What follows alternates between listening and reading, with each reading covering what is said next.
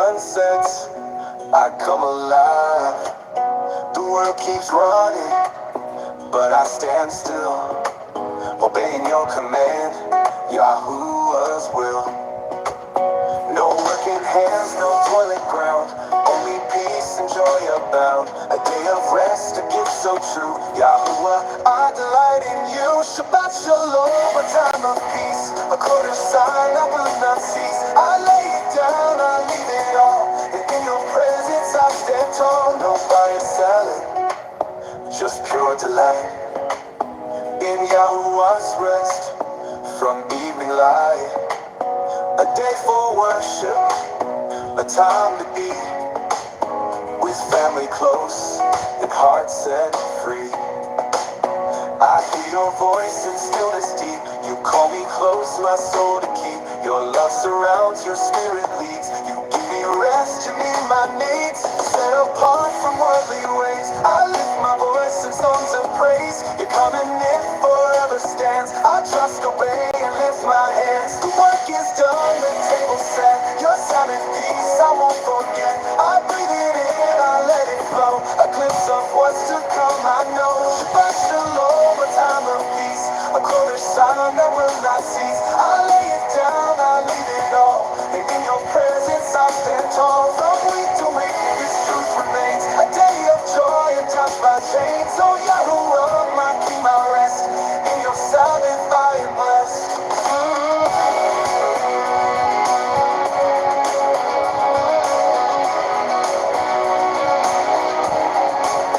No buying, selling, just pure delight in Yahuwah's rest from evening light. No buying, selling, just pure delight in Yahuwah's rest for hearts set free. No buying, selling, just pure delight in Yahuwah's rest for hearts set free. No buying, selling, just pure delight in Yahuwah's rest for hearts set free. From week to week, this truth remains, a day of joy and touched by chains. Oh Yahuwah, my King, my rest, in your Sabbath I am blessed. Shabbat shalom, everybody that is out there. My name is Jason. I'm Caden. I'm Jaden. I'm Nicole. I'm Eli. And we are the Yahuwah and the Torah channel. And we cannot thank all of you guys enough for listening in as we are going through the incredible words of our Creator. For those who have never ever been a part of this presentation that we are reading, we're the family who believes that the first 5 books of Scriptures, Genesis, Exodus, Leviticus, Numbers, and Deuteronomy, are the lifeblood of everything for the people in the kingdom to come. It is also the lifeblood of everything for our families, for right now, for all generations, all peoples, all creeds, all races. It is something that we have been told to keep over and over and over. And then we get into these religious systems. And there is not a religious system that is out there. It doesn't matter what you name the religious system. There is not a single religious system that has love of the Torah, that has love of the words of our Creator. And when we are told to love our Creator with all our heart, with all of our mind, with all of our soul, we have to be honest with ourselves. And when you can't stand the laws, statutes, and commandments that our Creator has given to us, there's no way that you can possibly love Him with all of your heart, mind, and soul. So with that, everybody, much love to you guys from all of us out here. Again, we can't thank you enough for spending time with us. And the world is in a very volatile space. For those that have not been paying attention, the Middle East is just about to erupt into possibly something that will be a life-changing, world-changing event that if we are fearful, well, we're called not to be fearful. But we should be aware of what is happening and understand that we are probably in somewhat end times. Now, I don't know if it's this generation or the next generation or what it is. But we do know that there's nothing going on that hasn't been pre-planned since the beginning of time.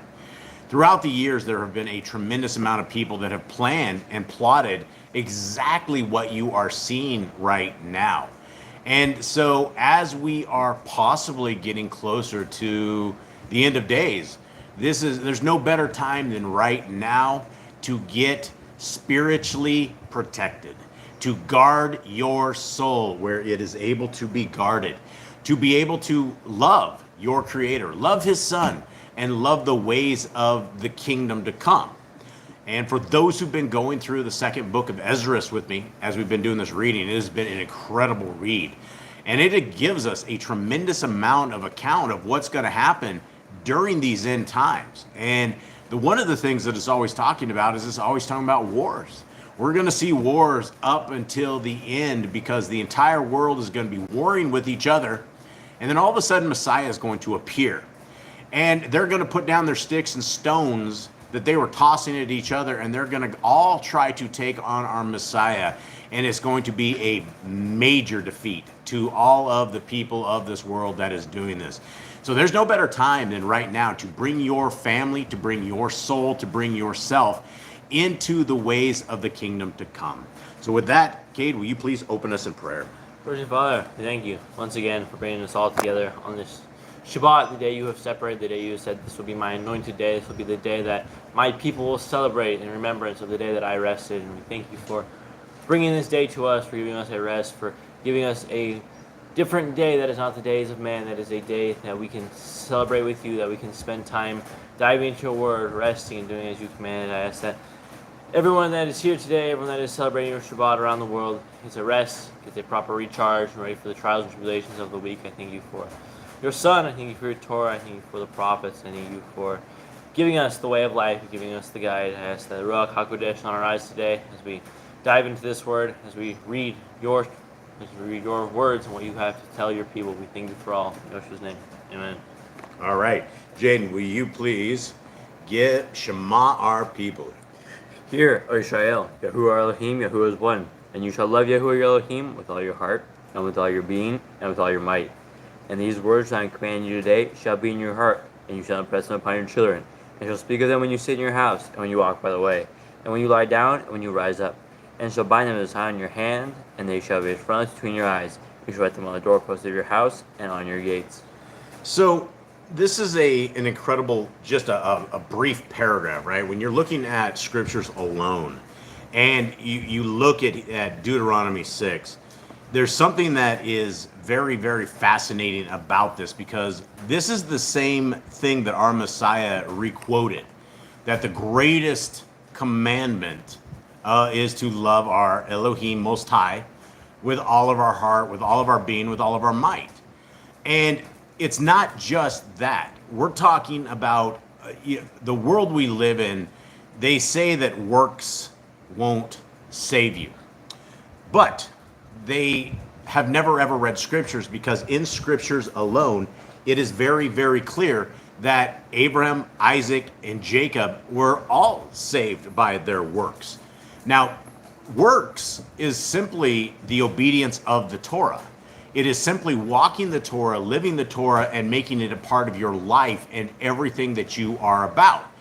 And when we have the works of the Torah that we are doing, and we have the faith of our Messiah, according to Revelation 14:12, those are the people who are saved. It's a two-way street that you have to be cruising both roads in this street that you are going to find salvation. All of this religious mumbo jumbo that only has a guy named Jesus, and Jesus is going to save everybody without any kind of works, is very much wrong. Matthew 7 very clearly talks about those who know a guy named Jesus. They think he has helped them cast out demons. They think that he is everything in their lives.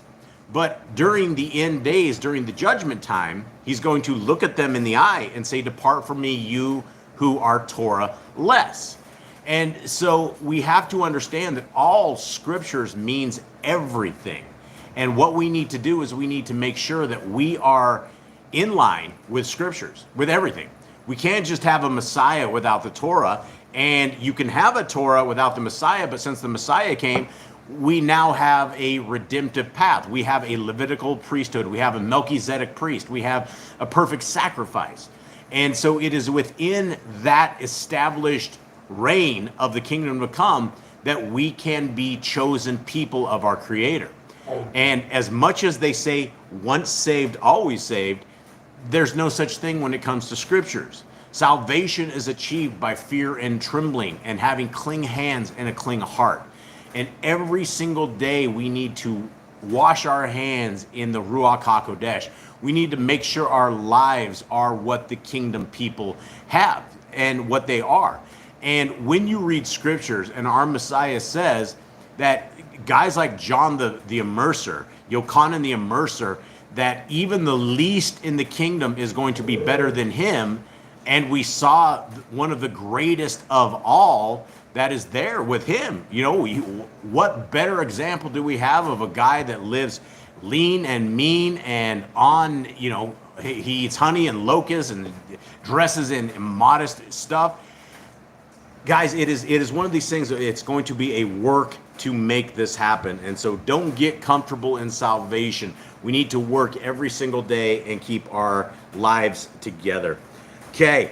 Yes, and the Sister Barb says he is at the door, and we know from Scriptures that he is knocking. And if we open that door and let him in, that is the way forward, right? That is the way forward. And Messiah Yahushua, he's a law-keeping, law-abiding individual. He is the law made flesh. He walked with his Father before Abraham was, our Messiah was.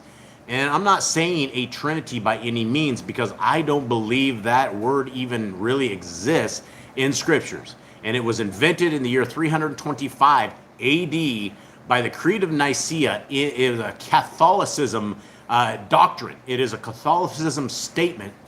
And it is those guys that made this. And ever since then, everybody is so confused upon the Father, the Son, and the Ruach HaKodesh. When in fact, Abraham and Isaac became our example of a father that was commanded to sacrifice his child. And so in that event and the events of that, our Creator did not make Abraham go through with this. But yet, in that same example, our Creator did just that with his son, and there was no ram in the thickets that became the sacrifice. It truly was the Son of the Most High. With that, let us say hi to our brothers and sisters out there. All right, so we have William and Sarah, Regina, Jeremy and Callan, Bobby Lines, Chris, Richie James, Jeannie Not of This World, Gina, which is a new name, welcome to you, daughter of Abraham, the Judge, Candy and Ruby, Sister Barb and family, Honeymoon Stitch, Brian, and Razul. And if I missed anybody, I apologize. All right, and to everybody that comes later on, because the majority of y'all come later on, much love to all of you out there. We wish we could get you guys live, because it's a lot of fun hanging out with this little tiny tribe and this little tiny family, our little ecclesia that we have right here in these digital ages where we have the ability to talk to people worldwide. And it's an interesting time, right? This is absolutely an interesting time for all of us. And you know, when Messiah talks about the end times, and he very clearly talks about the signs of the end times, where we have earthquakes and rumors of wars, knowledge expanding. We live in the world of artificial intelligence now. That is something that is, it's out of control when it comes to knowledge. And so when you understand that, you know, back in our days, and I'm sure Sister Barb and the rest of everybody that's out there that's of the older generations, we all realize what the library used to be, and how if you wanted to find a single piece of information, you would go and you would check out this Dewey Decimal System, and you'd sit there and scroll through this catalog, try to find something, and then you go move a ladder up and down the rows and try to get up there and hope that book that you're looking for was there, just to get that one little piece of information.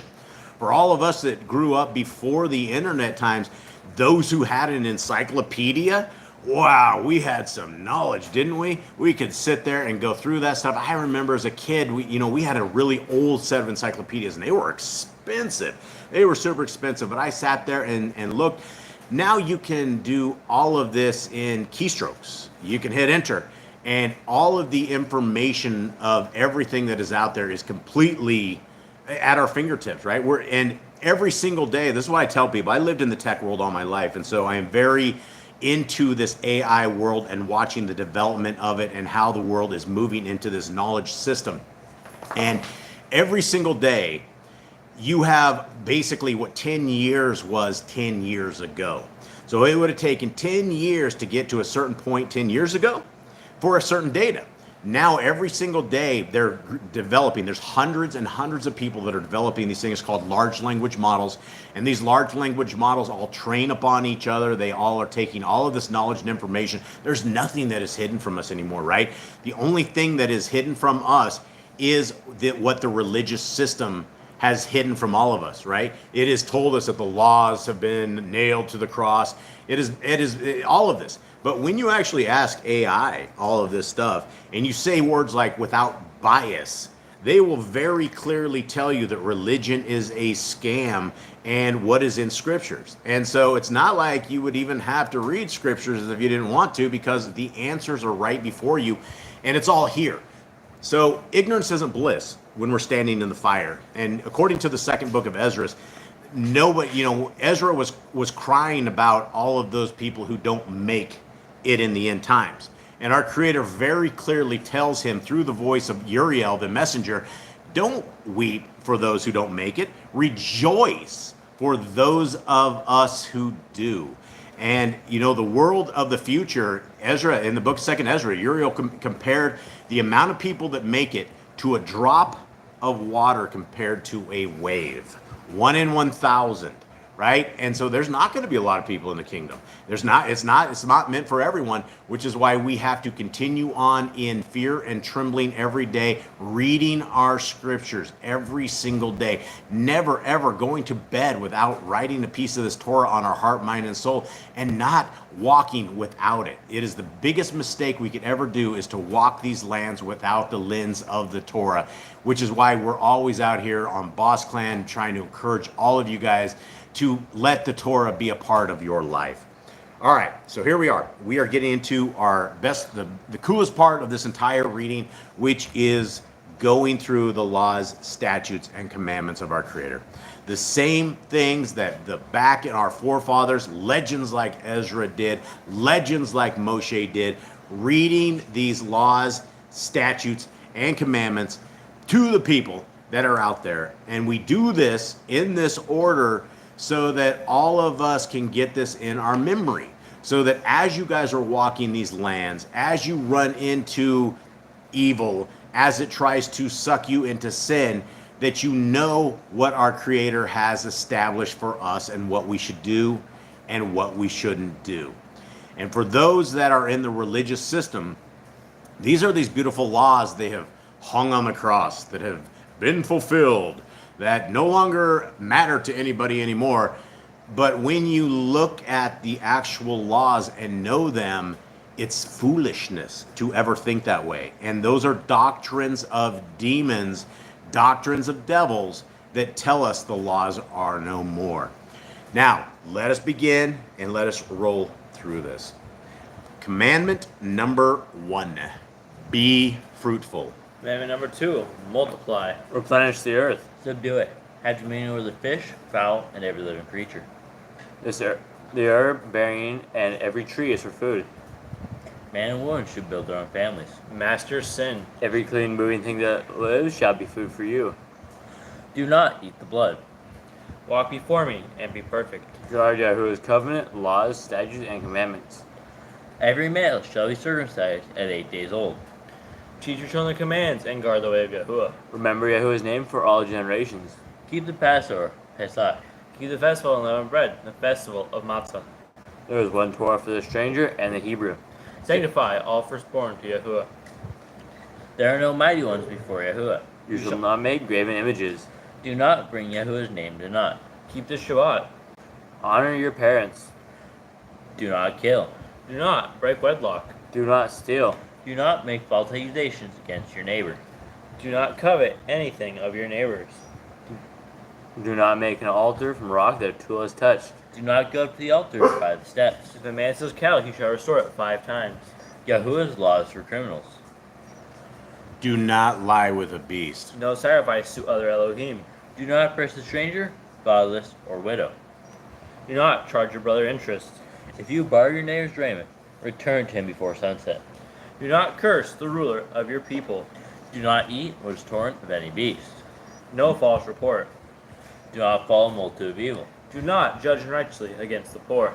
Bring back your enemy's cattle if you find it going astray. Help the animals of your enemy. Stay away from rumors and gossipers. Take no bribes. Do not oppress a stranger, love the stranger. Give your lands rest in the 7th year. Do Do not not mention any pagan names. Keep the feast of Yahuwah. Do not cook your goat in his mother's milk. Obey the messenger Yahuwah sent before you. Do not bow down to other Elohim. Serve Yahuwah. Make no covenant with other Elohim or outsiders of the land.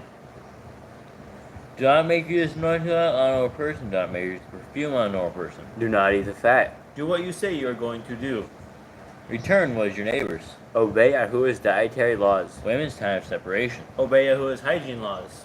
Keep the Day of Atonement, Yom HaKippurim. Do not uncover the nakedness of your family. Do not take your woman's sister for wife. Do not lie with a woman for uncleanness. You shall not sacrifice your children to Moloch. Do not be a sodomite. Be Kodesh. Do not reap the corn of your field, or you shall not clean your vineyard. Do not deal falsely or defraud your neighbor. Do not lie or be a liar. Pay your workers for the day's wage they are due. Do not harm the disabled. Do not endanger your neighbor. Do not hate your brother. Rebuke your neighbor for his sin. Love your neighbor as yourself. Do not diverse your cattle. Do not mingle your seed. Do not mingle linen and wool. Do Do not lie with a taken woman. Do not eat the fruit of the trees for 3 years. Do not practice sorcery. Do not round the beard or the corners of your head. Do not cut yourself for the dead. Do not get tattoos. Do not prostitute your daughter. Do not defile your temple. Do not consult the medium. Respect your elders. Have correct weights and measures. Do not walk in the manners of the nation. Keep the feast of first fruits, Shavuot, Omer count, Pentecost. Keep the Feast of Trumpets, Yom Teruah. Keep the feast of Coat, Shemini Atzeret. If you blaspheme the name of Yahuwah, you shall be put to death. If you kill your neighbor's animal, you must give him another. Repay injury for injury. Honor the Obel, the Jubilee year. Confess your sins to Yahuwah and repay who you have trespassed against. The Torah of being Nazir. Wear Zizit on the 4 corners of your garments. With the laws, whoever touches a corpse. Follow Yahuwah's law of inheritance. The Torah of keeping your oath to Yahuwah. Do not add or take away from the word. Guard your soul. Learn to fear Yahuwah. You shall love Yahuwah with all your heart. Bind the laws upon your hand and the frontlets between your eyes. Write the Torah on your doorposts. Do not tempt Yahuwah. Do what is right and good in the sight of Yahuwah. Do not be afraid of your enemies. Remember Yahuwah. Circumcise your heart. Cleave to Yahuwah. Swear by his name. Destroy graven images. Do not make an idol of Yahuwah, as the pagans do to their Elohim. Rejoice in all Yahuwah has blessed you with. Do not do what is right in your own eyes. Do not hearken to the words of the false prophets. Do not make any baldness between your eyes for the dead. You shall not eat any abominable thing. You shall give to a stranger of clean food that dies of itself, but you shall not eat of it. Give tithe of your increase of seed year by year. The laws at the end of the 7-year release. Do not borrow from the nations. Do not harden your heart or shut your hand from the poor. Guard month 1 of Yahuwah's calendar. 3 times a year all males shall appear before Yahuwah. You shall make judges and officers in all your gates. Do not plant Asherah poles near the altar. There must be 2 or 3 witnesses. Hearken unto the prophet Yahuwah has chosen. Prophet test of Deuteronomy. Do not remove your neighbor's property line. How to deal with a false witness among Torah keepers. The first child is to get double portions. If your brother's cattle or clothes are lost and you find them, you must return them. A woman shall not wear what pertains to a man, nor a man wear what pertains to a woman. If you find a bird's nest with the mother and the babies or eggs, take the babies and not the mother. If you build a new house with a flat roof that the other people lived on, you must put a railing around it. Do not be a prostitute. Do not use dirty money. The law of divorce. Do not take a person's millstone for a pledge. If you lend to your brother, do not enter his house to get your payment. He must bring it to you. Return his clothes before sunset if that was his pledge. Do not pass hired servant that is poor and needy. Every man should be put to death for his own sin. Do not go back to the forgotten sheep in the field, even for the stranger, fatherless, and widow. Do not muzzle your ox when he treads out grain. If your brother dies and has no child, you shall take his wife and name the firstborn after your brother. At the end of 7 years, you are to read the Torah at the Feast of Sukkot, Feast of Tabernacles. All right, let's try to figure out this question that was about Solomon. All right, so it's up further. It says, when Solomon and the Shulamite woman, were they married or single when they discussed their desires for each other? Oh, we're talking about the Sins of Solomon book. Yeah.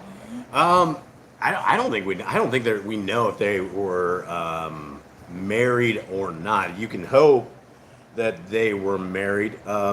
It's definitely one of these. I mean, it's one of these books that you're like, I wonder why this is in Scriptures. Every time because we did a lot of proofreading on it, and every time that Eli had to read it and we had to like proof it, it was we definitely, it was an eye-raising experience for all of us. I don't think it tells us. Does it tell us anything, guys, about this? Eli, from your memory of that interesting book, tell me what do we know of that? It's basically just like. I mean, it's a couple of people that are in love, right? Yeah. But I mean, I don't think they were married, but that's just my own opinion. you don't think they're married? No, How do you know? because he was awful. What do you mean he was? Yeah, I mean, we don't know. You're just that's presumption. I just said I was just assuming. I didn't say that that's what it said. Yes. Well, Solomon went astray. He definitely went astray in many, many ways. Not with just wives, but with controlling the jinn. There's a book. I can't remember. What is it? The Words of Solomon, the one where he talks about the jinn. What was the name of that one? Solomon. We wrote this book, and you guys can't remember Isn't this. it just the book of Solomon? Yeah, I think it's Was just it the was the book of Solomon? Well, Yeah. the Book of Solomon is one that we actually produced and put out, and it went to Amazon, and then we actually took it off because he basically starts talking about all these jinn names and about all these like spells that he was doing to control the jinn, and I was afraid it was going to lead people astray. I was afraid it was going to be something that somebody like some people from the occult would have done and would have started doing that. But no, I mean, as far as scriptures go, mystical, she was just taking a guess. I don't think anybody knows. We don't know. Sister Barb says if you read the sage writings, they were not married. Okay. In the event, obviously that they were not, one thing leads to another in terms of things like this, and obviously that if they were not married, that is a problem. That is a problem. But when it comes to Solomon, he was a necromancer. He was a Freemason. He was, you can look at the pillars that he made in his little temples and things like this, and this guy was not a good dude. And so I guess according to Sister Barb, he wasn't. I haven't read anything that I would know either way on any of this stuff, so I don't know. So I guess I don't have good answers for any of that. I got the name of the book. What's the name of the book? Testament of Solomon. Testament of Solomon. Okay. All right. And then Jade, what do we have in? Is that Portuguese? That's Italian. That's Italian. So you don't know what that is? It's kind of similar, but I have no idea. I think he wants to translate to Italian or something. Well, that's funny because just this morning we were actually talking about where we're going from here. So for what you guys are looking at right now, you guys are looking at Yah Scriptures Android app. It's absolutely free of charge. If you guys go to the Play Store and type in Yah Scriptures, 2 words, this is absolutely free of charge. All 103 books, including the Torah that you and I just read out of, all of this stuff. It's there. And inside about the next 10, I said, or 11 days, this will also be on the Apple Store, free of charge to everybody that is out there. And I think what we're going to be doing next in a project is we're going to be translating this to Spanish, I think is our next language. If the translation comes out right and if this works out, that is what I will be working on probably for the next 6 months, 7 months, getting it over to Spanish. Yah willing, right? And so that is where we're working at. We're never going to stop in the endeavors of continuing on fishing for men where we're able to fish for men. So I think Spanish is the number 2 language out there. Number 1 is Mandarin, and I don't know if we'll ever make it to Mandarin. Mandarin is extremely complex, and so we'll probably go to Spanish, maybe Italian one day. But there we go. Alfred Uprising says that'd be cool. I hope Hebrew one day too. Yeah, well, things, I don't know about that as well. That'd be kind of tough. Yeah, the PDF is absolutely free of charge on there. You guys can go to yahscriptures.com.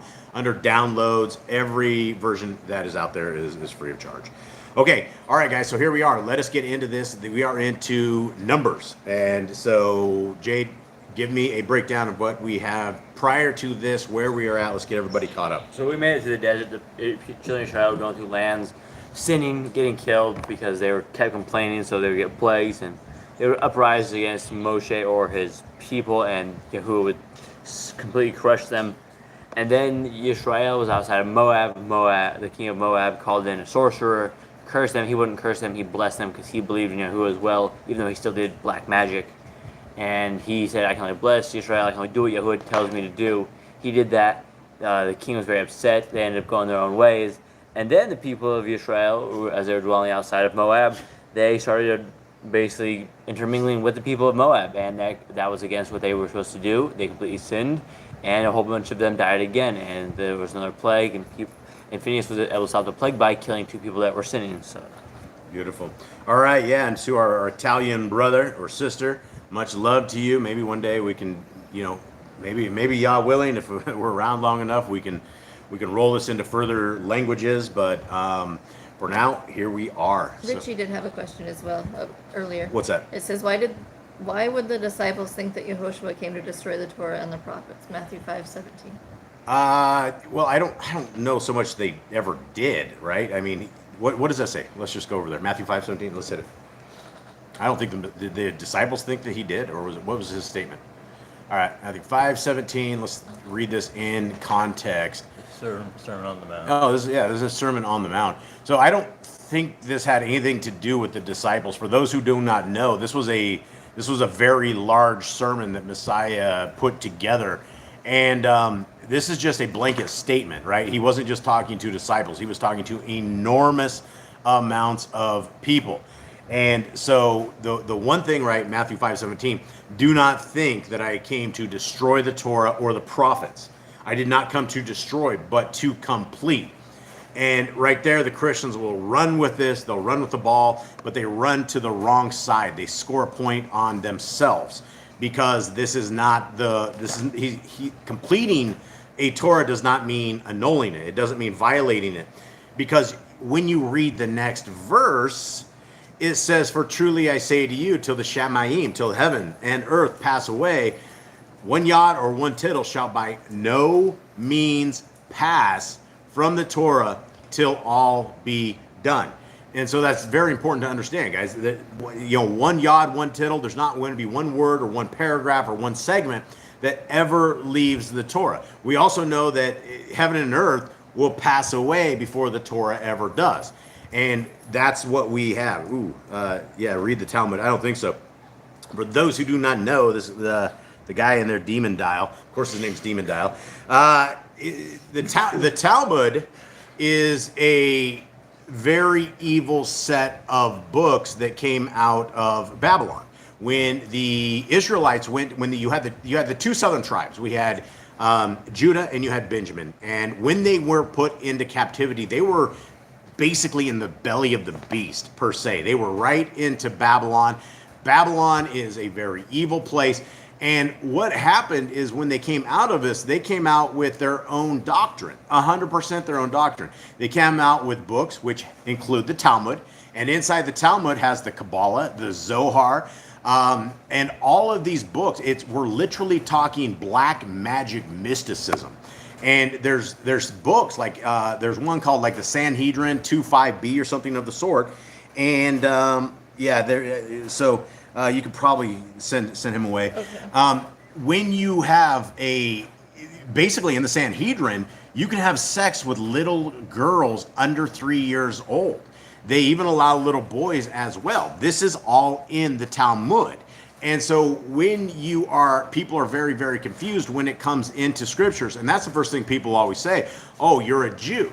And you would not want to be a Jew." When you're even saying the word Jew, you're talking about the fourth son of Jacob, right? This the fourth son of Israel is Yehuda, and that is a doctrine in and all of its own.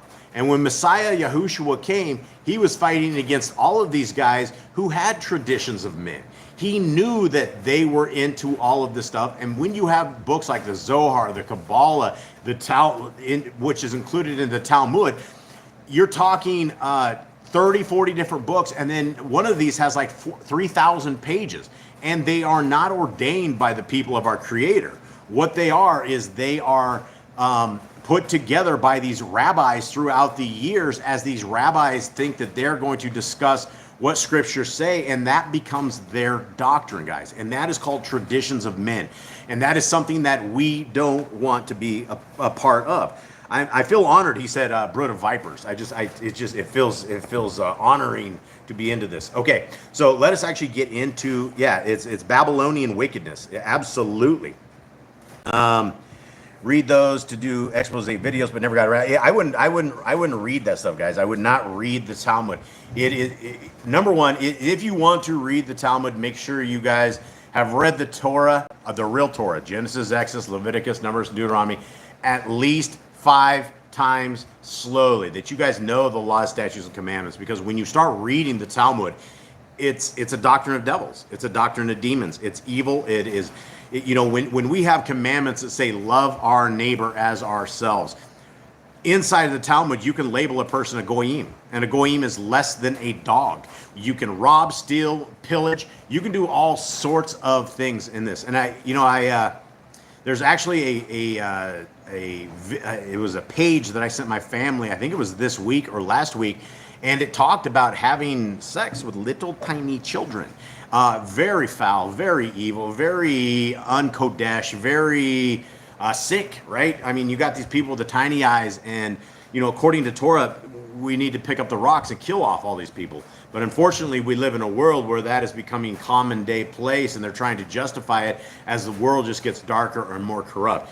But as far as the Babylon Talmud and all of the religion of Judaism, Judaism is just like every other religion. I put every single religion in the exact same boat.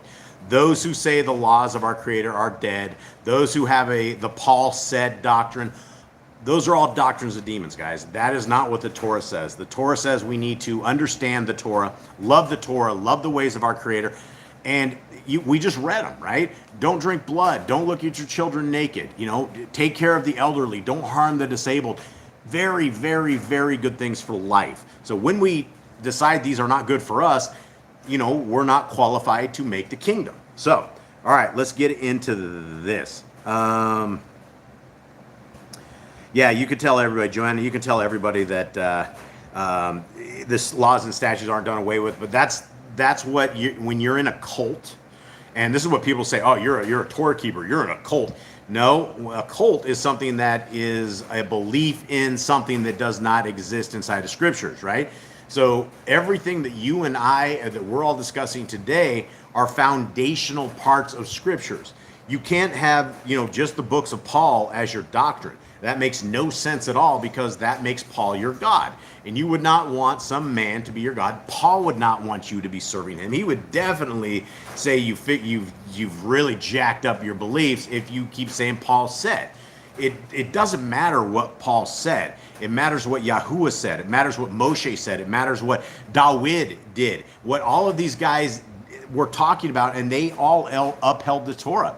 Did they make mistakes? Absolutely. David made a lot of mistakes. He got jacked up. Moshe, he made some mistakes as well. But at the end of the day, we're called to keep this Torah, and it's going to be something that our lives and our families' lives will benefit from, and our souls will be guarded. Without the Torah, you're not guarding your soul. You're simply giving yourself over to the wicked one.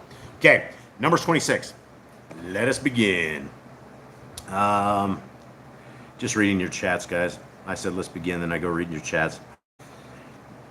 Yep. Okay, here we go. And it came to be, after the plague, that Yahuwah spoke to Moshe and Eleazar, son of Aaron, the Kohen, saying, take a census of all the congregation of the children of Israel from 20 years old and above, by their father's houses, everyone going out to the army in Yisrael.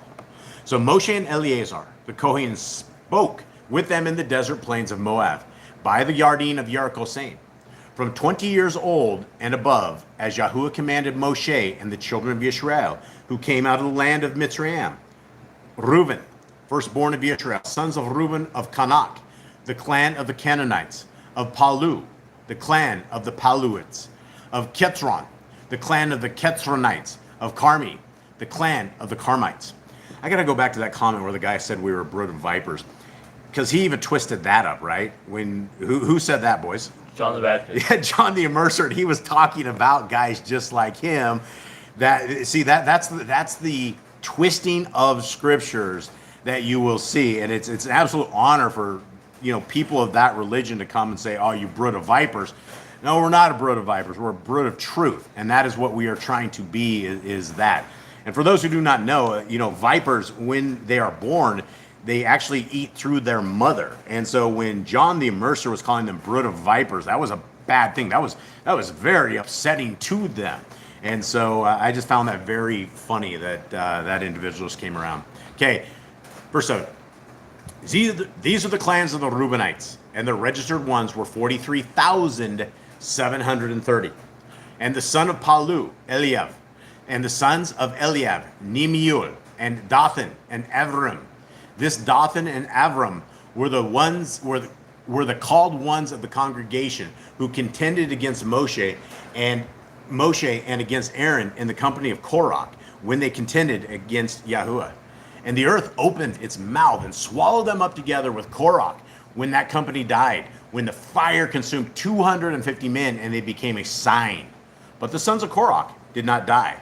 Sons of Shimon, according to their clans, of Nimiel, the clan of the Nimulites, of Yamin, the clan of the Yaminites, of Yakin, the clan of the Yakinites, of Zerach, the clan of the Zerachs, of Shaul, the clan of the Shaulites.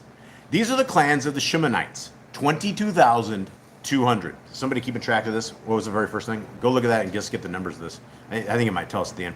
Sons of Gad, according to their clans, of Zephon, the clan of the Zephonites, of Kaggai, the clan of the Kagites, of Shuni, the clan of the Shunites, of Ozni, the clan of the Oznites, of Eri, the clan of the Erites, of Erod, the clan of the Erodites, of Arieli, the clan of the Arielites. And these are the clans of the sons of Gad, according to the registered ones, 40,500. Sons of Yahudah, and Onan. And and Onan died in the land of Canaan. And the sons of Yahudah, according to their clans, of Shelah, the clans of the Shelanites, of Peretz, the clan of the Perizzites. Perizzites, that's not it. Parthites. Let's retry this one. Of Zerach, the clan of Zerachites. Did I see that right? A little bit. Okay, here, you going for it? Yeah, so you want me to read it? Yeah, go ahead. Let's see. Okay. Eli was our reader on this. Let's see if he can roll this one. 21, right? Yep. And sons of Peretz, of Ketron, the clans of the Ketronites, of Kamul, the clan of the Kamulites. These are the clans of Yahudah, according to the registered ones, 76,500.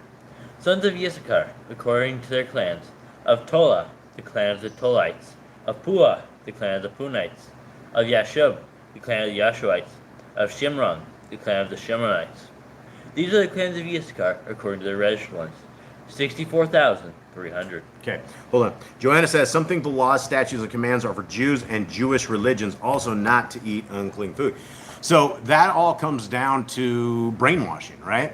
When you read the scriptures, we realize that there is no Jew or Gentile under our Creator, right? That is the whole thing, is if you want to have, say, a label for what you believe, it would probably be best to be under Abraham. Abraham was called a Hebrew, a crossed over one.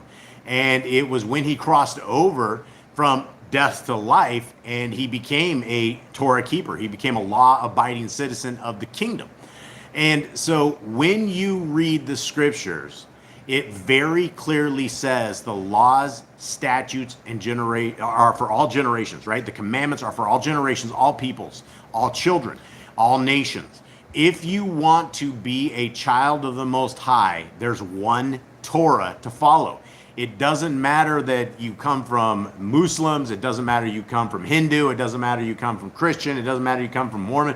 Whatever it is that you come from, if you want to align your world, your life, your future to the kingdom road, you'd be a Hebrew person, right? A Torah keeper, right? You really don't need a label for it, but it seems like everybody needs a label. Now, the brainwashing comes from all of these so-called Christian religions. And when I say this, I say it with love, but the Christian religion is a doctrine of demons. And that just makes people so angry. This is why we have so many subs on this channel, but we have very few views, is because what I say is very hard for some people to understand. When you come from a religious system, you're believing in scriptures. Sunday worship, right?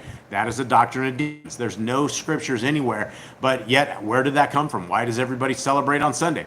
Well, the Christians say because Messiah rose on Sunday, that's the new day to gather.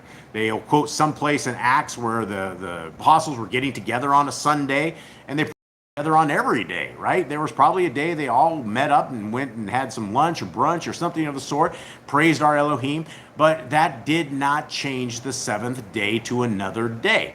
And so when we are having these doctrines of demons and doctrines of men, traditions of men, everybody's like, oh no, that's only for the Jews.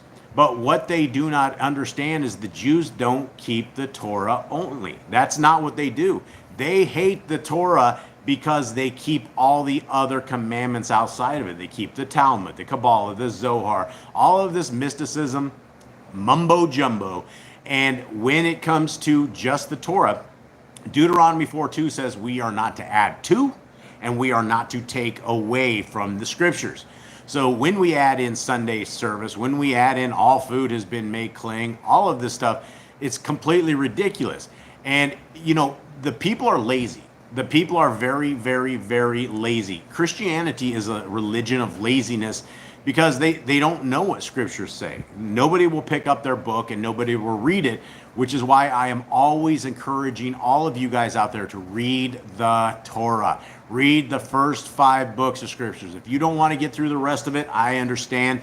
Read the Torah and the Basada and you will be set for life. You got 9 books that will give you a very good overview, and the rest of the books, they're absolutely wonderful as well, as long as you understand that we are under Torah for all generations and all peoples. And those who say you're not, those who say the laws are on the cross, are blaspheming. They're blaspheming the words of our Creator, and it's an evil thing to say that. And they're going to be very upset when they're standing in the fire, when they are having to review all of the great evil of things that aren't true, that they fell into the trap of believing. And so the Torah is for all generations. JWs teach all sorts of weird stuff. Every single religion teaches crazy stuff. You got Mormons that will baptize you for the dead. You'll go take on a name and get baptized. If you've never seen some of the secret videos of the Mormon weddings and all the old men rubbing oil all over your old ladies and stuff like that, it's very bizarre, very, very unnerving. Catholicism, right? You have idols everywhere. You pray to Mary, you pray to Peter, you pray to Paul.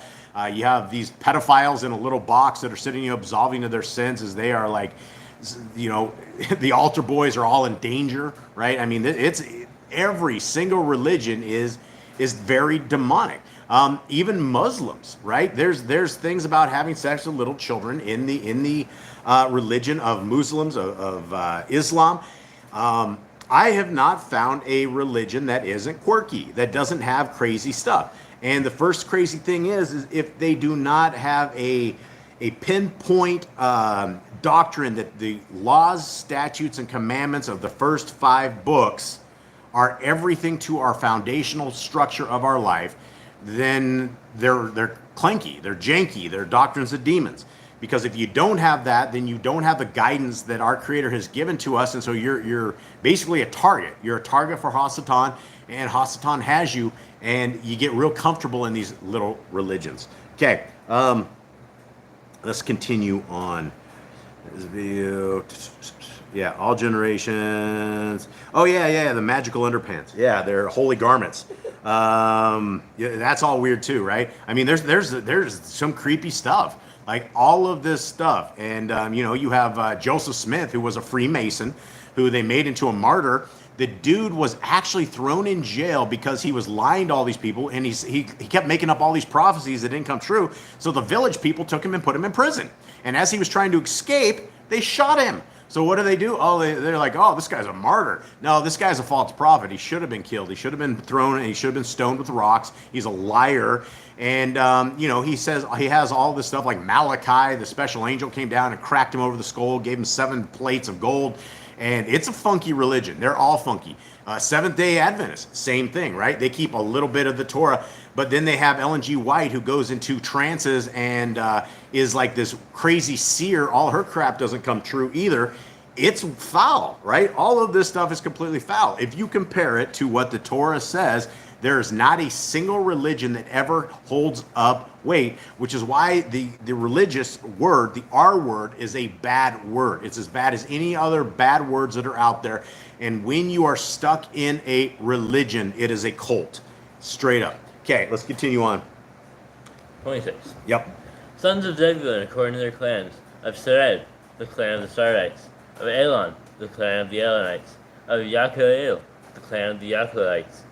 These are the clans of the Zebulunites, according to their registered ones, 60,500. Sons of Joseph, according to their clans, by Manasseh and Ephraim.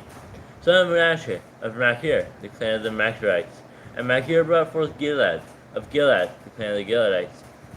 These are the sons of Gilad, of Lazer, the clan of the Laerites, of Calech, the clan of the Calechites, of Azrael, the clan of the Asherites, of Shechem, the clan of the Shechemites, of Shemira, the clan of the Shemirites, of Kepher, the clan of the Kepherites, of Zelophehad, the clan of the son of Kepher, had no sons, but daughters.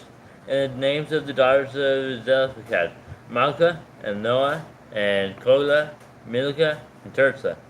These are the clans of Manasseh, and their registered ones, 52,700. All right, hold on. What question do we have about Dinah? Uh-oh. Do you believe, based upon scripture, that Dinah was raped? I heard some ministers say yes, and others say no. Jubilees led me to believe that she was. What's the story, guys? When she was with, Yehuda? no, Shechem. Oh, Shechem, yeah. Oh, Shechem. Oh, right. Dinah. Who's with Yehuda? Tamar. He's with Tamar. Yeah, so... Yeah, I mean, I would say probably that she was probably raped. It's one of those things. She was captured as a little girl and made to be the wife of this dude, and I don't see any place where she would have maintained her sovereignty per se. In the event of that, I mean, you were going into a very wicked group of pagan Gentile people that they're all sex magic, and the sex is always a part of all of these heathen pagan cultures, and they were all in on this kind of stuff. And so, yes, I would say, I don't know for 100%, but I could probably guess.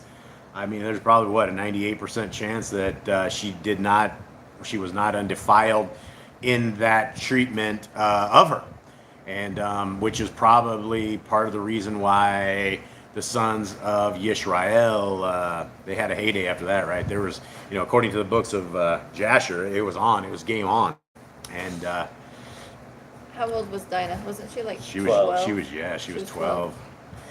But a lot of the people were young back in that day as well. Women that were, that's the thing is we live in a world where, we put an age on 18 being, stuff in the Western world.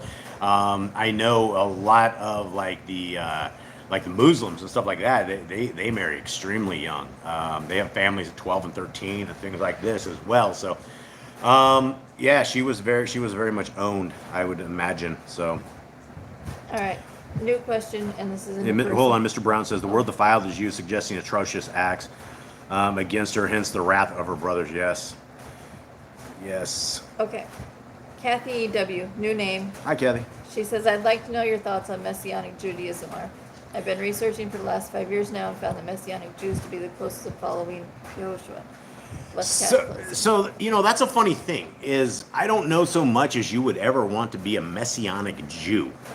So in the event you have gone from a Jew into being a Messianic Jew, when you look at the words of Paul, he would be what you would probably call a Messianic Jew. And some of the stuff he says is very, very twisted up.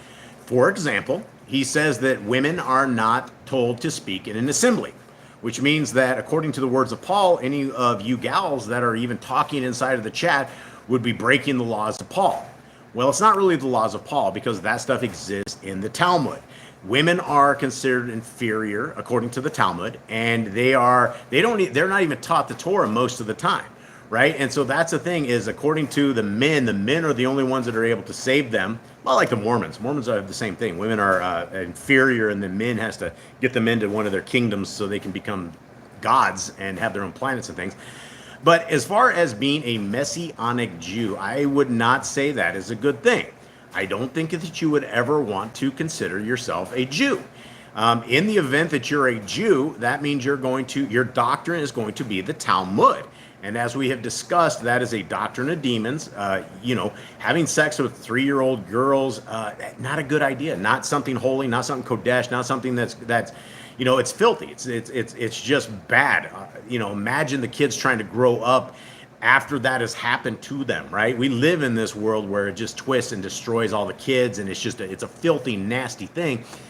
And to make a law that is okay with doing something of this nature, I mean, these kids are barely walking at 3 years old, right? I mean, it's like, what in the world are we even thinking when we even have to have a law such as this? What kind of madness is in our minds that something is like this? So to label yourself a Messianic Jew, I think is very, very dangerous.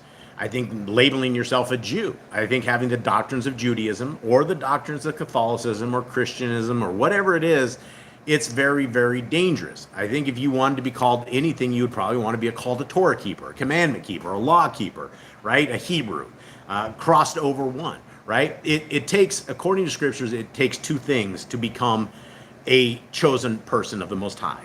Revelation 14:12 says, those who are saved are those who keep the commandments of our Creator and have the faith of Messiah Yahushua, those who call him Jesus Christ. So I don't think being a Messianic Jew is a good thing, because you're going to probably come up with those little tiny hats that you have, and you're going to have all these doctrines that, again, Paul, he says that you can only be a widow as a qualified widow. You have to go before an assembly and you have to do X, Y, and Z and be proven before you are considered a widow. And we know from Torah that we're supposed to take care of widows. We're supposed to take care of those who have lost their husbands. And, when you have to qualify some woman as a widow, that makes no sense at all compared to the Torah. But all of that stuff, that is inside of Judaism. So one way to confuse yourself completely is to hook your line into any of these R-word religions, and that includes Judaism.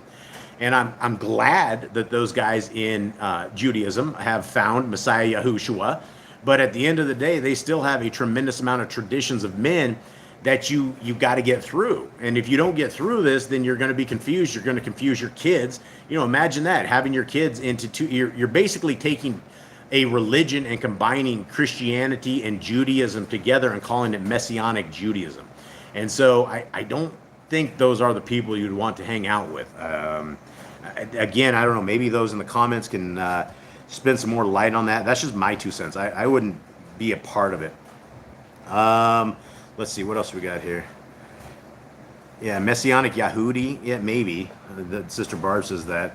Sister Barb says that she was in it before and they did follow it, but then there's a couple other ones that said theirs don't follow the Talmud. Yeah, and I guess it would all depend. I mean, again, when you say Jew, you're talking about one single tribe of 12. When the kingdom to come comes, we're all going to be mixed into the 12 tribes, right? Right now, there's 10 tribes of Israel that are all in captivity according to prophecy, that have never been released, right? And will not be out until the end of time. That's why we have a command to obey the messenger that Yahuwah sends before us, because there will be a second Exodus.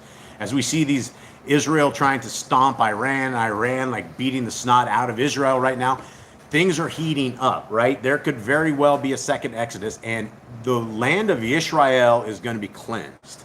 what's going to be coming over there is it's going to be a rock solid mountain city that our Elohim, Most High Son, Yahushua, is going to be leading. It's Mount Zion, New Jerusalem. And so whatever's happening right now, it has to happen. It's got to come. And there's going to be a crescendo of evil and despair. And it's going to be right on the nick of time. When we are taken out of here, when the messenger comes to get us out of this place, right? You could be from the tribe of Naphtali, right? You could be from the tribe of Benjamin. You could be from all these other tribes. So being a Messianic Jew, why don't you be a Messianic Benjaminite? I don't know. That's just my thoughts on that. Okay. Anything else in here? Let's see.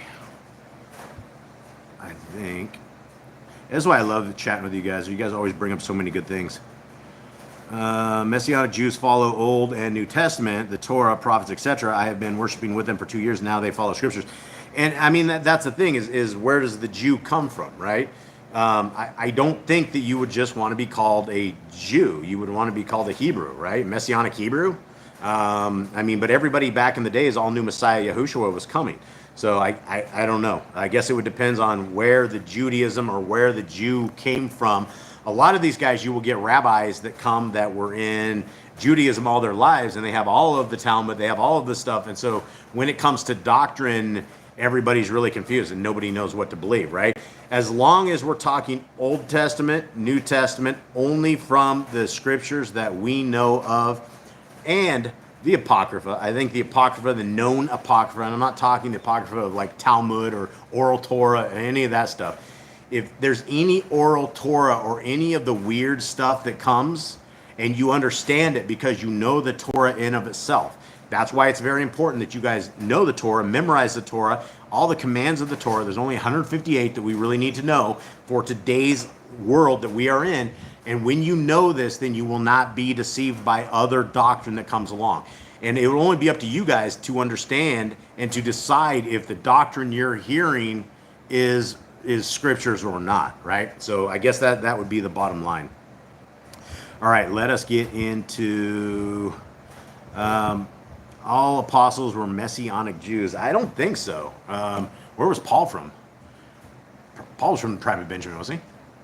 Yeah, I think so. Yeah, so I don't think that is true that all the them were called Messianic Jews. I don't know about that. Yeah, where's that at? Yeah, I don't know. Yeah, if you have Scriptures for that, I would love to do it. Sister Barb's right. Follow the Torah. That's it. Right? Follow the Torah, the Basora, and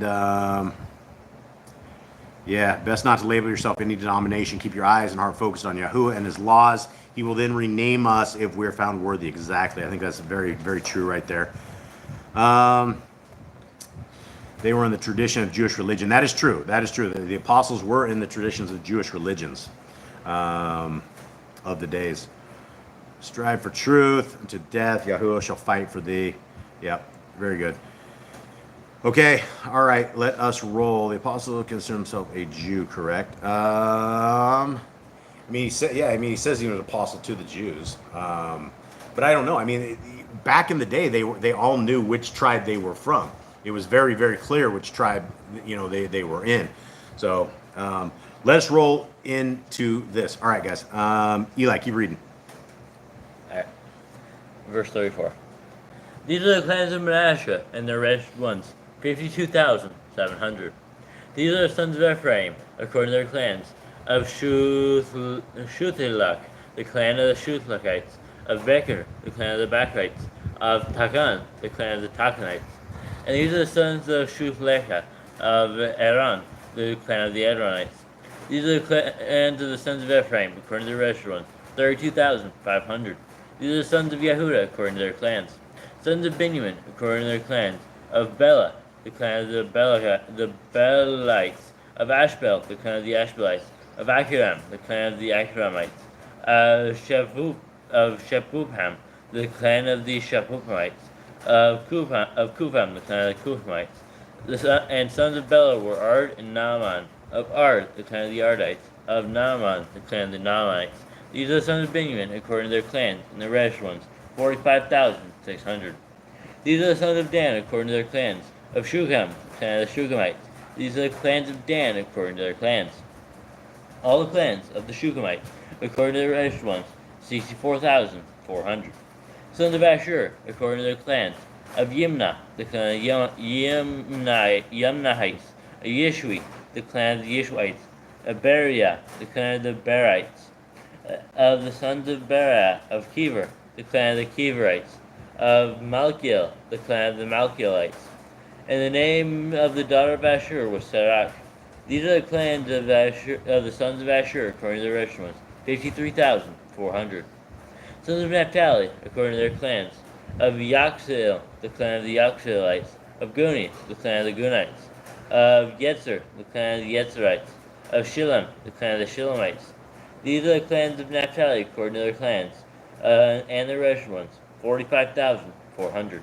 All right. I agree with Rick Johnson right there. He says Paul was not one of the 12. Apostle is one sent out, so technically an apostle, but a self-proclaimed apostle, though. That is very, very true, right? He came after Messiah. He came. He was in the days of hunting Messiah, right? Hunting those who were Messiah-loving people, and so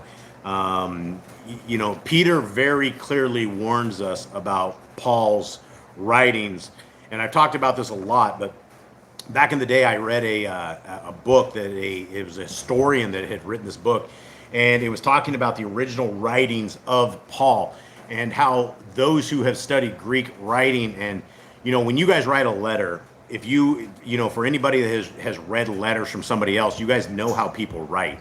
It's nearly impossible to write as somebody else, right? When you're just sitting there writing, the things that we say are the ands and its and the ways that we make our words, it's a lot like us talking, and they're very much identifiable. And there's only a couple of the books of Paul that people even believe that were written by the same individual.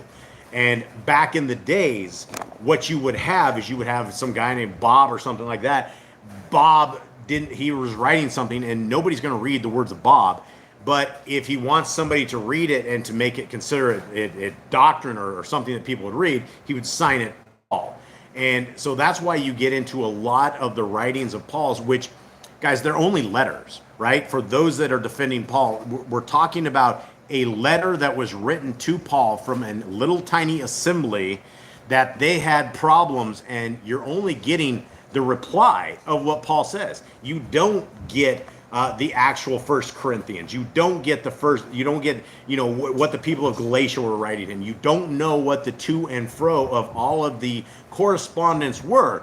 And so when we hook our star to Paul's writings, and all of a sudden you free yourself from the law, or the law is there's no more law, and the only thing you have to say is Paul said, well, we have to go back to what Yahuwah said. What does Yah want from us? And he wants us to keep the Torah. He wants us to keep the laws, statutes, and his precepts. And he wants us to do this for all times, all generations, all peoples. Okay, let's roll into this. 51. These are the registered ones of the children of Israel, 601,730. And Yahuwah spoke to Moshe, saying, the land is to be divided to these as an inheritance, according to the number of names. To the large one you give a larger inheritance, and to the small one you give a smaller inheritance. Each shall give ones. But the land is divided by lot. They inherit the tribes of their fathers. According to the lot, their inheritance is divided between the larger and the smaller. And these are the registered ones of the Levites, according to their clans. Of Gershon, the clan of the Gershonites. Of Kahath, the clan of the Kahathites. Of Merari, the clan of the Merarites. These are the clans of the Levites, the clans of the Livnites, the clans of the Kevanites, the clans of the Malchites, the clans of the clan of the Mushites, and the clan of the Korkites. And Caleb brought forth Amram. And the name of Amram's wife was Jochebed, the daughter of Louis, who was born with Louis in Mitzrayim. And to Amram she bore Aaron and Moshe and their sister Miriam. Okay, so I think it was daughter of Abraham, Isaac, and Jacob. The Messiah was considered king of the Jews, right? That wasn't his own title, right? He didn't make this title for himself. This is not what he proclaimed himself to be at all. And so this was an outsider's. In fact, the Romans that actually put this, and the Jews themselves, they were very upset about that. They were like, yeah, take this down. But it was written and it stayed what it was written, but that was not a self-proclaimed title. Our Messiah is the king of everybody who is a Torah keeper of his father. That is who his family is. That is said when he said, who's your mother, who's your father, who's your son? Those who keep the laws, statutes, and commandments of my father. Okay, continue on, Eli. All right. 60. 60. And to Aaron were born Nadab, and Abihu, Eleazar, and Ithamar. And Nadab and Abihu died when they brought strange fire before Yahuwah. And their registered ones were 23,000, every male from a month old and above. For they were not registered among the other children of Israel, because there was no inheritance given to them among the children of Israel. These are the ones registered by Moshe and Eleazar the Kohen, who registered the sons of Israel in the desert plains of Moab by the Yarden of Jericho. But among these there was not a man of those registered by Moshe and Aaron the Kohen, when they registered the sons of Israel in the wilderness of Sinai. For Yahuwah had said to them, They shall certainly die in the wilderness, and not a man was left of them, except Caleb, son of Jephunneh, and Yehoshua, son of Nun. Yep. Okay, as we go into the next book of we're reading, we're going into the Basora. But, you know, guys, the question is, do we love our Creator with all our heart, mind, and soul? And when you have our brother Shaul, who I'm sure never meant for what has transpired in this world to transpire, we can't have a man as our Elohim. We can't take his words as anyone else, right? And so we need to make sure that we are obedient to our Creator. And you will not find another book, even in the 103 books, the total of Yah Scriptures, including the Apocrypha, there is no writings like Shaul's. You will never find another set of doctrine that says you're saved strictly through grace, which, yes, we are saved through grace and mercy, but we're also saved by the faith of our works and applying our works of walking the Torah as obedient children. That's what this walk is all about. And so when those laugh at you and say, oh, you're not saved by works, well, we're saved by a Messiah who saves us by our works. So I guess you can call it what you want to call it. Okay, let us get into this. I think they call themselves Yahudim. They were of the Yahudim. And in fact, during the time when Messiah was there, you only had basically two tribes. You had a few Levites, you had the majority of Yehuda, you had Benjamin. The rest of the 10 tribes of Israel, the 10 northern tribes of Israel, were still in captivity. And according to the writings of Josephus, they were across the river by the millions, which is why when Messiah Yahushua said he was going for the lost tribes, he was looking for those lost sheep. And you know, when Paul would go and convert people by the millions, according to what Scripture says, or by the thousands, you got to understand that all of these pagan cultures, if he wasn't going to the 10 tribes of Yisrael, these guys had a ton of gods, right? They had a god for every season. They had a god for every day. There's no reason they would want a Hebrew Messiah. And so when he's actually converting people, he's probably converting those who are of the old tribes, the 10 lost tribes of Yisrael. That's what makes the most sense.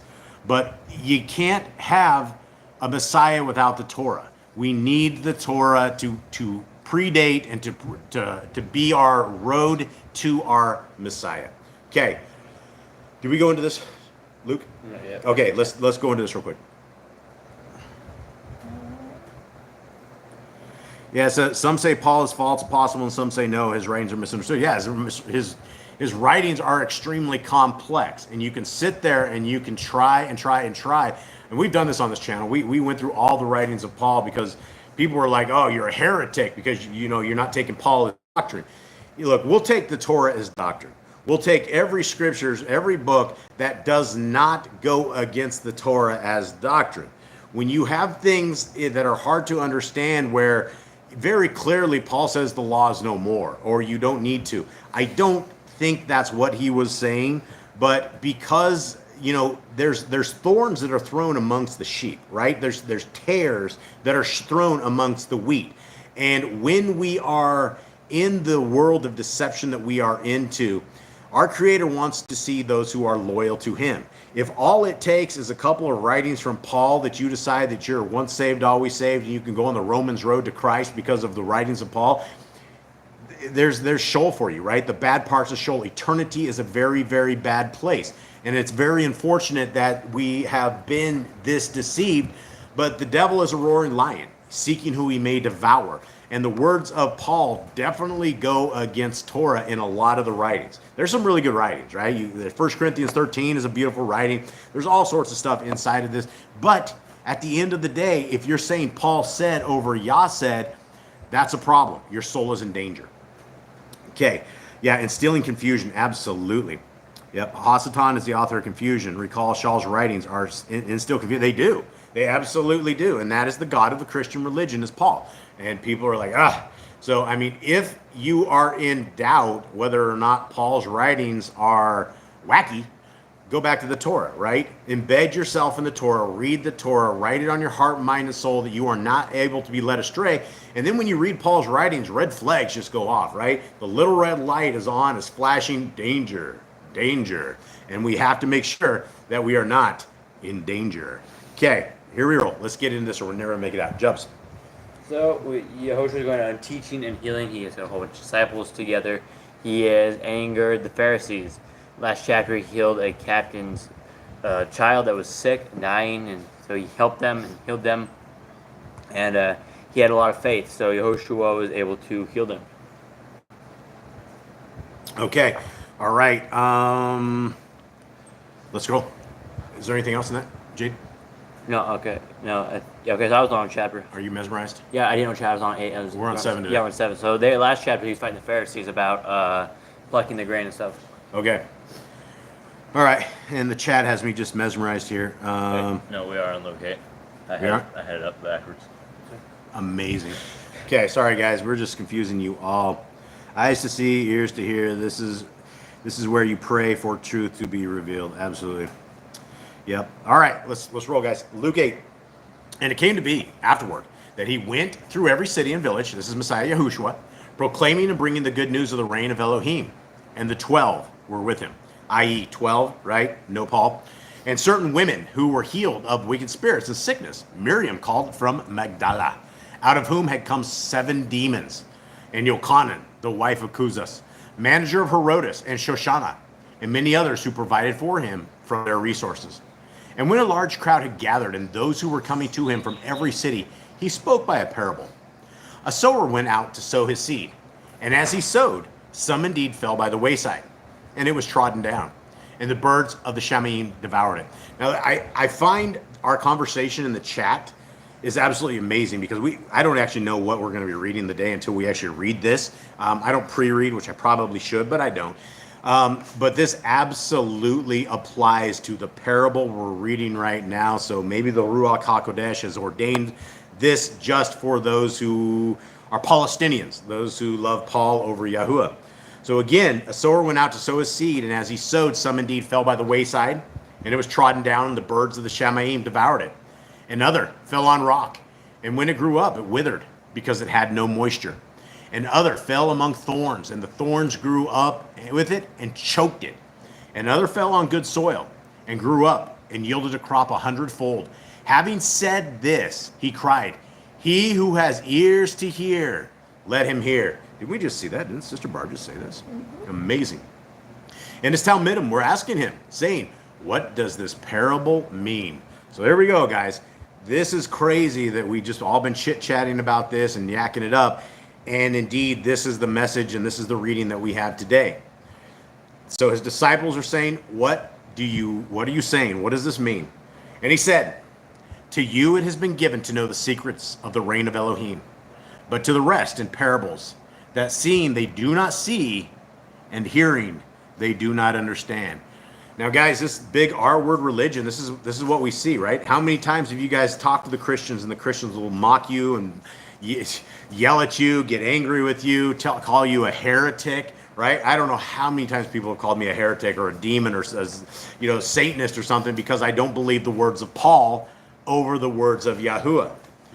Yahushua said, and this is the parable, "The seed is the word of Yahuwah. Okay, gentlemen, around this table, what is the word of Yahuwah? The Torah.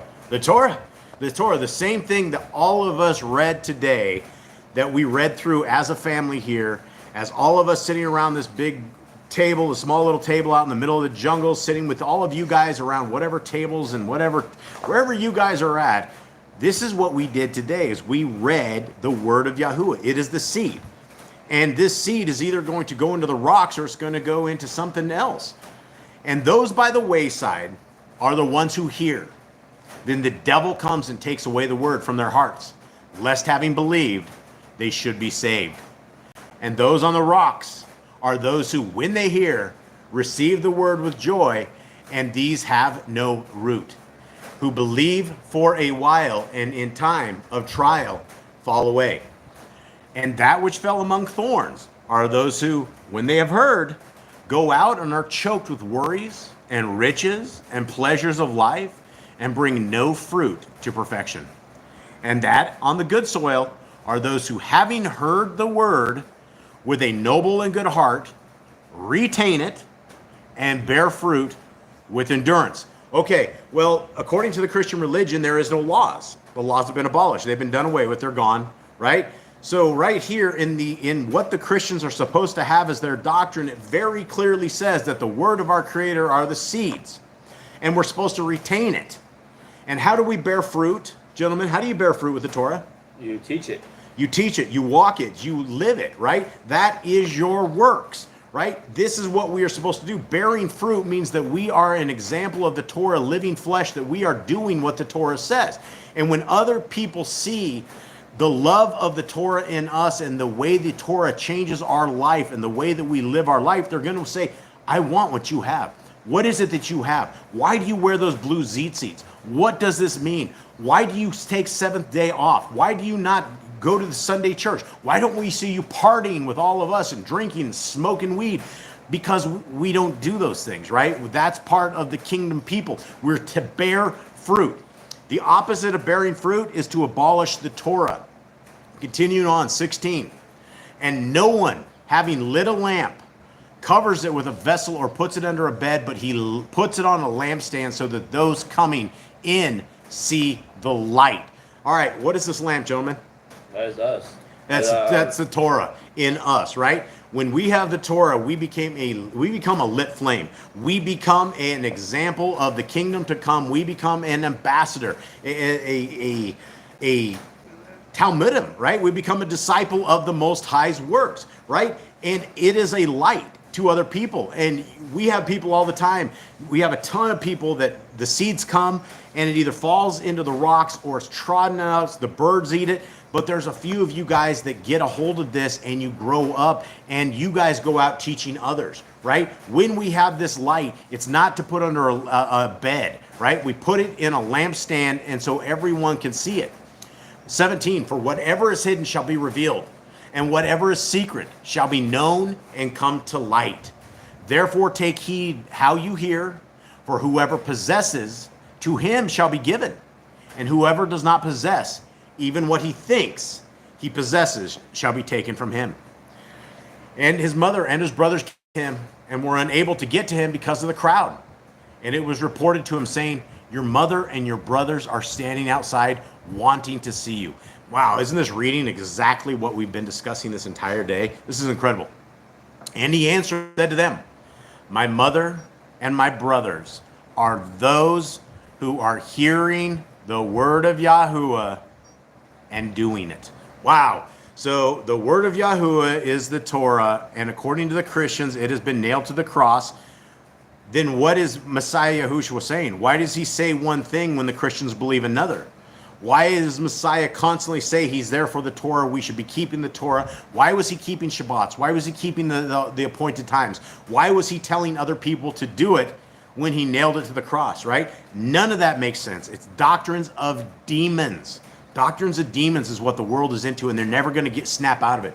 If you are able to snap out of it, if Yah has called you, You should be thankful every single day that he has pulled you out of these doctrines of demons, the same way that he did us.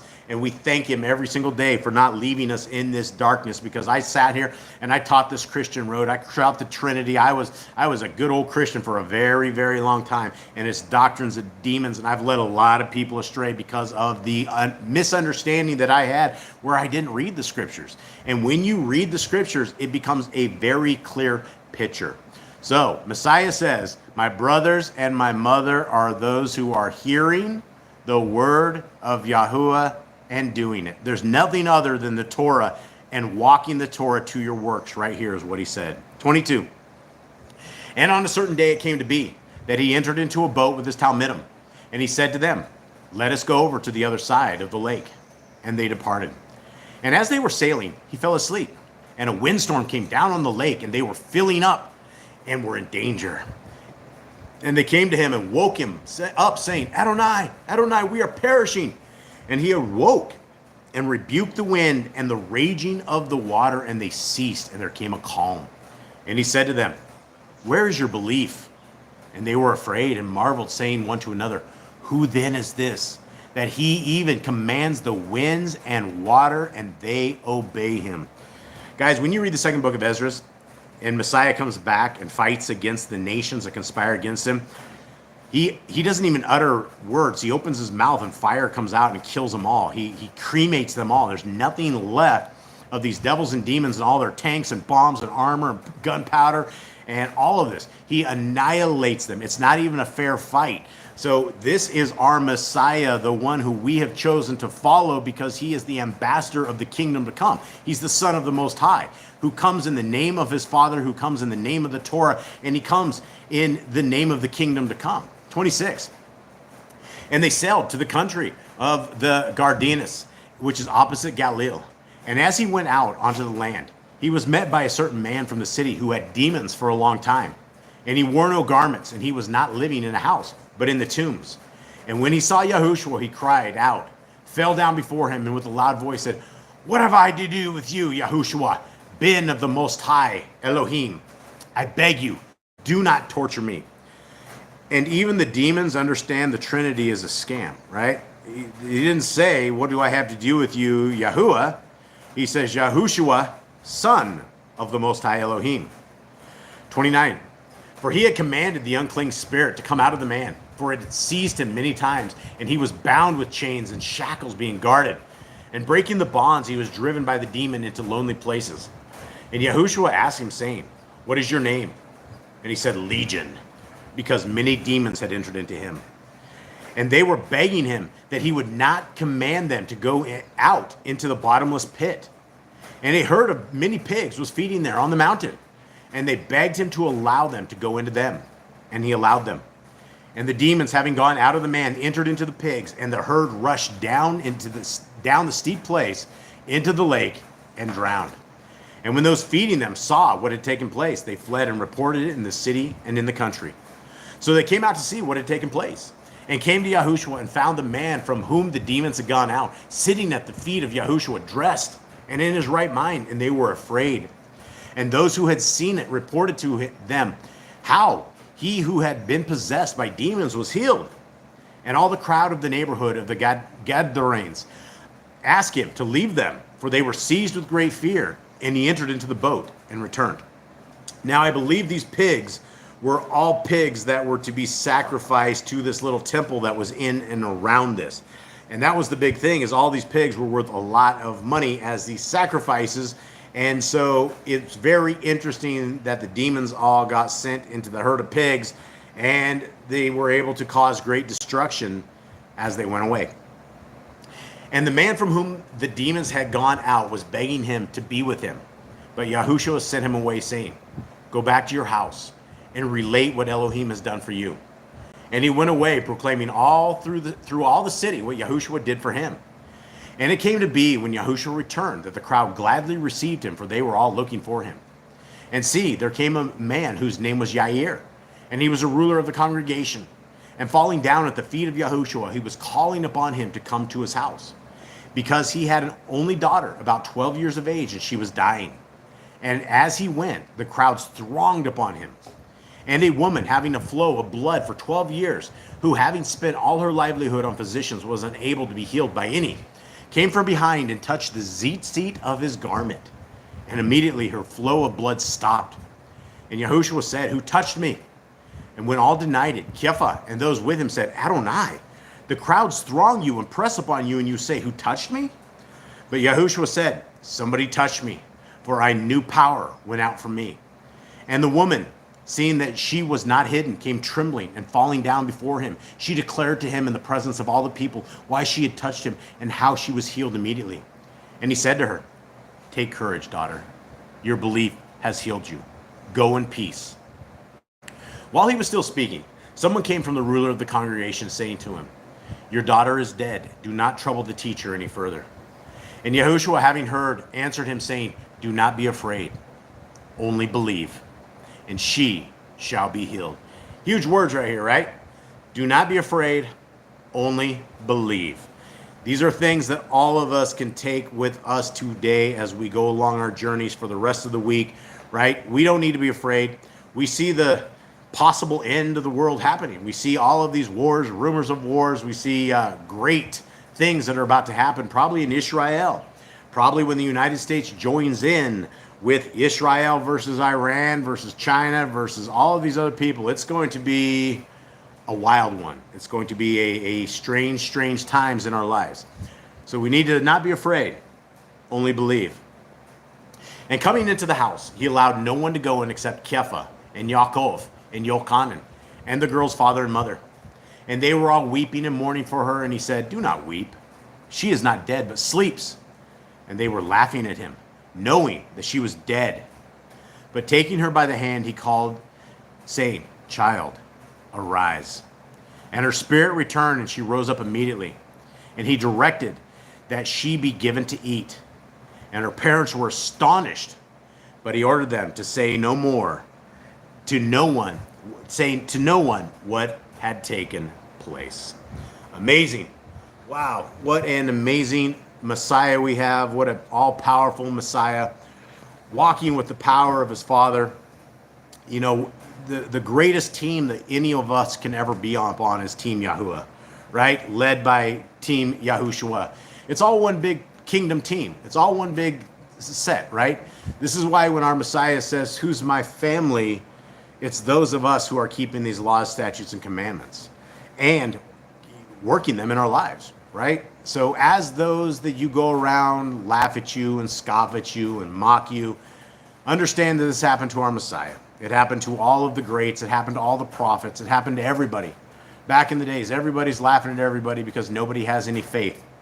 But this generation can have a lot of faith because we haven't seen the kind of things they saw back in the days when they still didn't have faith.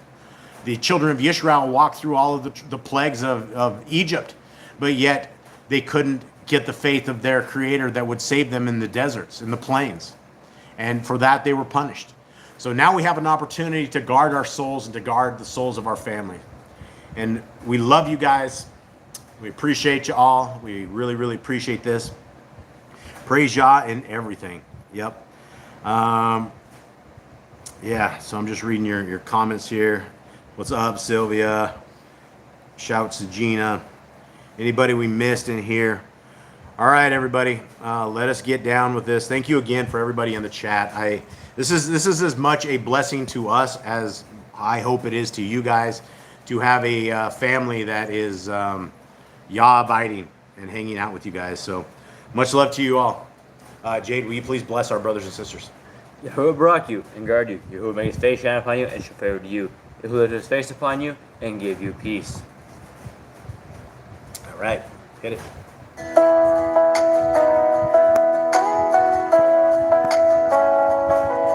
Walking steady on this road you made. Every step guided by your ways. When I listen close, I understand all your truth held in your perfect plan. Rising higher than before, lifting praise from deep in my core. Lifting praise.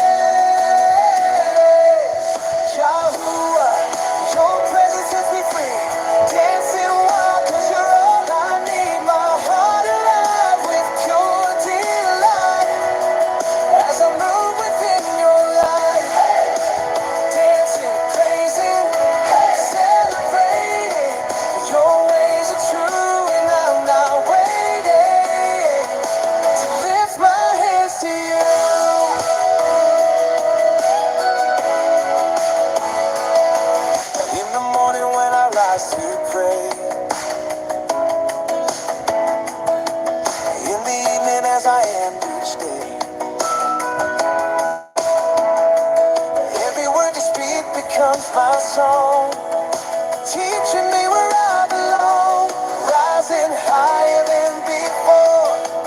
Your truth is what I'm living for, living for.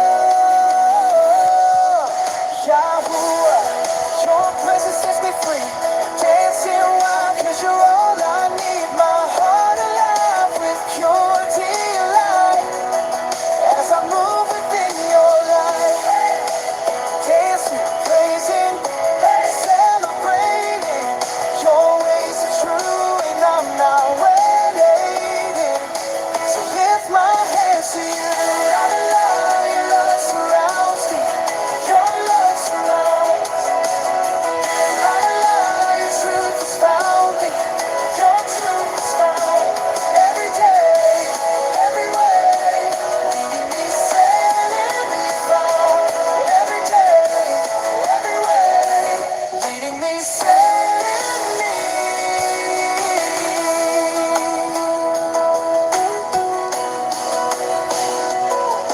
Yahuwah, your presence sets me free, dancing wild 'cause you're all I need. My heart alive with pure delight as I move within your light, dancing, praising, celebrating. Your ways are true and I'm not waiting. To lift my hands to you, to lift my hands to you, forever lifting praise to you.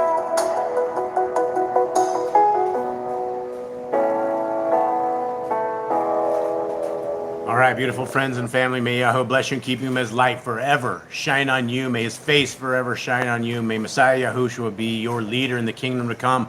May the Torah be